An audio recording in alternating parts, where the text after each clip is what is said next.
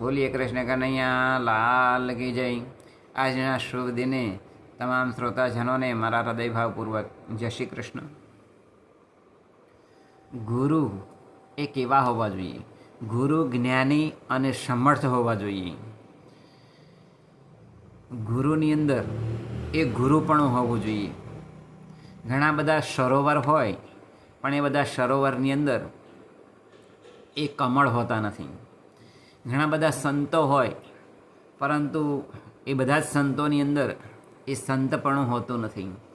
એમ ઘણા બધા ગુરુઓ હોય, પણ બધા જ ગુરુઓની અંદર કંઈ ગુરુપણું હોતું નથી. એક વખત હસ્તિનાપુરની અંદર દ્રોણાચાર્ય ગુરુ એ રસ્તે થઈને જતા હતા. તેવા સમયે કૌરવો અને પાંડવો એ દડો રમતા હતા. હવે કૌરવો અને પાંડવો જે દડો રમતા હતા, એ દડો રમતા રમતા એક કૂવાની અંદર પડી ગયો. હવે આ કૌરવો અને પાંડવો એ મૂંઝાયા કે હવે આ દડો જે કૂવાની અંદર પડ્યો તે કાઢવો કેવી રીતે. એમણે ઘણી બધી મથામણ કરી, પણ એમને કોઈ ઉપાય સૂઝ્યો નહીં. આ બધું જ જે દ્રોણાચાર્ય હતા એ જોતા હતા. હવે એ દ્રોણાચાર્ય એ પેલા કૂવા પાસે ગયા અને કૌરવો અને પાંડવોને પૂછ્યું કે દીકરાઓ શું થયું છે? ત્યારે આ કૌરવો અને પાંડવોએ કહ્યું કે આ કૂવાની અંદર અમારો દડો પડી ગયો છે. અમે દડો રમતા હતા એટલે દડો આ કૂવાની અંદર પડી ગયો છે. એટલે આ દ્રોણાચાર્યએ કહ્યું કે આ દડો તો સરળ રીતે નીકળી જાય, મારી પાસે ઉપાય છે.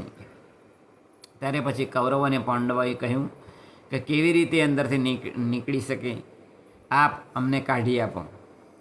એટલે દ્રોણાચાર્યએ પોતાની આંગળીની અંદર એક વીંટી પહેરેલી હતી, એ આંગળીથી વીંટી કાઢી અને કૂવાની અંદર નાખી દીધી.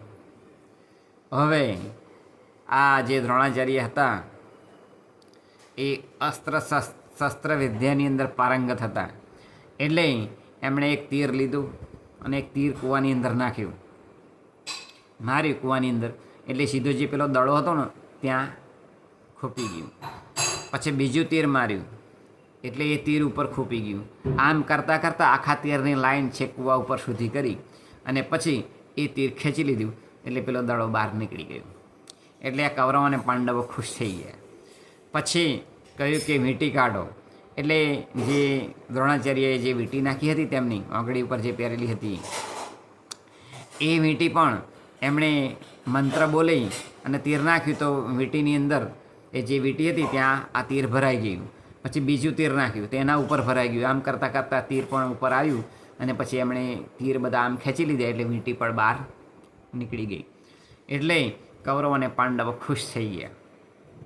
આ વાત ઘરે જઈ અને ભીષ્મ પિતાને વાત કરી કે એક દ્રોણાચાર્ય ગુરુ છે, તેમની અંદર ગુરુપણું છે.